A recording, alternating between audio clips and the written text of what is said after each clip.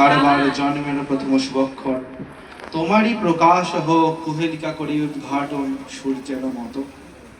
বাংলা সাহিত্যকার হিসাবে রবি মতো প্রকাশ তিনিই রবীন্দ্রনাথ। আমাদের এই বাংলার সাহিত্য জগতে আমরা যাকে একমাত্র অবদান বলে মনে করি তিনি হচ্ছেন রবীন্দ্রনাথ। তো সেই রবীন্দ্রনাথকে স্মরণ করে আজ আমরা তারই কিছু গল্পে, গানে, আবৃত্তিতে এবং শ্রুতিনাট্যের মধ্যে দিয়ে তাকে শ্রদ্ধা নিবেদন করব। সাথে থাকবে তার জীবনের ছোট কিছু ঘটনা নিয়ে। আমি শুভম। তো আজকে আপনাদের অনুমতি নিয়ে এই অনুষ্ঠান শুরু করছি। প্রথমেই আমি মঞ্চে উপস্থিত সকলকে স্বাগত জানাচ্ছি এবং সকলকে ধন্যবাদ জানাচ্ছি এই তাদের মূল্যবান সময় আমাদেরকে দেওয়ার জন্য। তো আজকের সন্ধ্যা আমরা শুরু করছি আমাদের উদ্বোধনী সঙ্গীতের মাধ্যমে।